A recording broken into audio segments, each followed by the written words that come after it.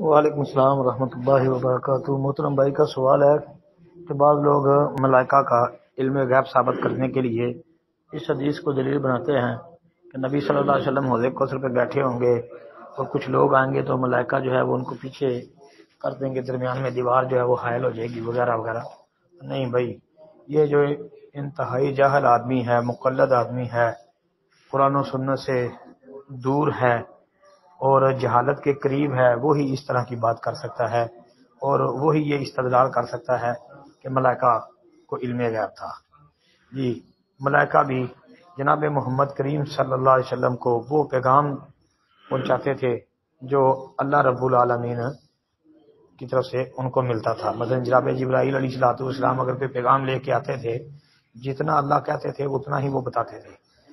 یہی مثال سمجھ لینا جو مشہور ہے حدیث جبرائیل، اس کے اندر یہ بات ہے کہ جب مختلف باتیں مل ایمان، مل احسان وغیرہ مختلف چیزوں کے متعلق نبی علیہ السلام سے سوال کیا تو آپ علیہ السلام نے جواب دیے۔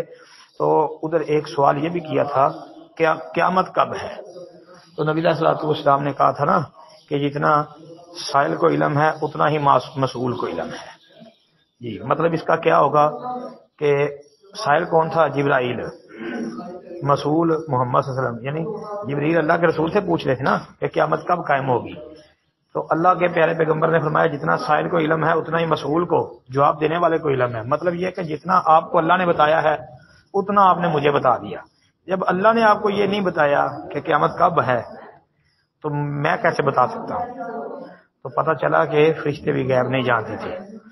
اس لیے یہ جاہلوں والا استدلال صرف جاہل احباب ہی کر سکتے ہیں۔ قرآن و سنت کی اتباع کرنے والا کبھی بھی اس طرح کی فضول بات نہیں کرتا، فضول استدلال نہیں کرتا۔ السلام علیکم ورحمۃ اللہ۔